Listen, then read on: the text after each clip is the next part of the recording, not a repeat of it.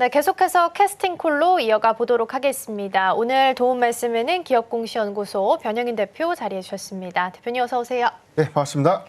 네, 먼저 증시 분위기부터 살펴보고 가겠습니다. 코스피가 어느덧 2,862선까지 오늘 올라왔고요. 1.7% 상승세 기록하고 있습니다.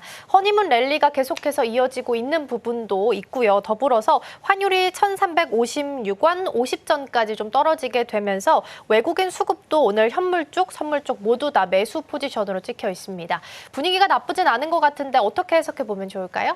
네, 명확한 기조, 방향성들은 좀 정해지지 않았나. 일단 이 신정부 취임 이후에 사실 이 기대 요인들은 굉장히 좀 많죠. 이 추경에 관련된 기대감, 그리고 이번 주에 상법 개정안이 좀 발의될 수 있는 기대감들, 이런 부분들이 전체적으로 어떤 외인의 어떤 투심을 좀 완화시키는 그런 긍정적인 어떤 역량으로 좀 이어졌었고, 주말새 좀 나왔던 리포트가 좀 하나 또 있었어요. 이 골드만삭스가 지난주에 좀 발표됐던 리포트가 좀 있었는데, 한국에 대한 이 투자 비중을 OW, 투자 비중을 확대해야 된다라고 좀 상향을 했고요. TP를 3,100선으로 좀 제시를 했기 때문에 이런 기대감들이 점진적인 어떤 외인의 수급을 크게 좀 개선시킬 수 있는 긍정적인 어떤 이정표가 좀 되지 않을까.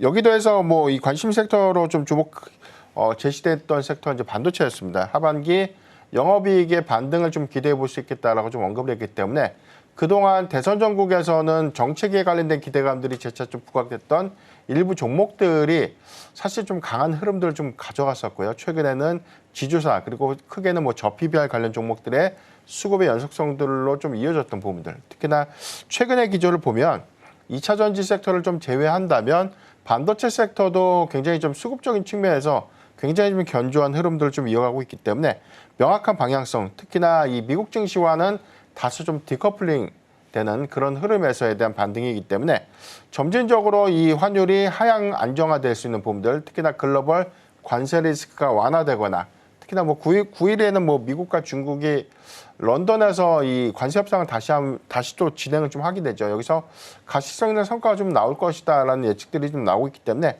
시장의 어떤 상황들은 하반보다는 상반 기대감들이 좀 더 크게 당분간 좀 더 이어지지 않을까라고 좀 판단해 보겠습니다. 네, 긍정적인 분위기에 대해서 말씀을 좀 해주셨습니다. 그러니까 대선 전에는 지수가 한 2,600, 2,700선 요 박스에 갇히면서 움직였었고, 그때는 이제 종목별로 좀 좋은 흐름을 보였다라고 한다면 지금은 지수가 벌써 2,862선까지 올라와서 흐름이 굉장히 좋습니다. 근데 그럼에도 불구하고 포트를 봤을 때는 사실 시장 수익률이 그만큼 따라가 주는지는 잘 모르겠거든요. 그래서 이런 시장 속에서는 포트를 어떻게 좀 구성을 해보면 좋을지 조언을 좀 주시면 좋을 것 같아요. 역시나 대형주 장세이기 때문에 대형주를 중심으로 해서 제가 재차 한 3주 전부터 좀 강조를 좀 드렸던 이유가 중소형주에 대한 수급이 단기적으로 정책 기대감들 그리고 일부의 순환매 관점에서 많이 좀 반영이 됐었는데 지금은 사실 지주사들이 코스피 시장을 좀 이끌고 있는 것이거든요. 크게 보면 반도체가 큰 틀에서 주도주가 시장을 이끌었다기보다는 그동안 평가절하됐던 PBR 한 배 미만의 지주사 그리고 여기에 관련된 사업회사들에 대한 가치가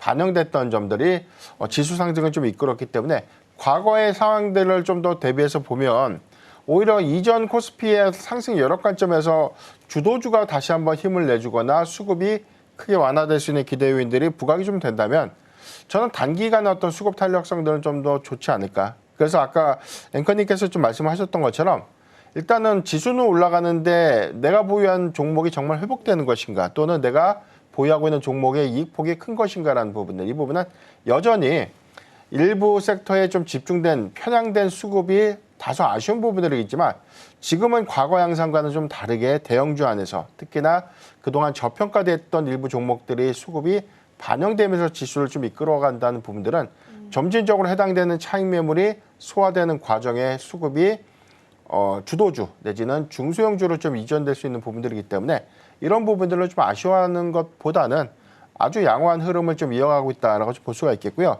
한 가지 더 체크를 해야 되는 포인트가 증시의 탁금이 지금 60조 원대를 현재는 유지하고 있지만 과거에 코스피 지수가 한 3,000포인트대를 좀 유지했을 때 증시의 탁금이 한 60조 원대 후반이었어요.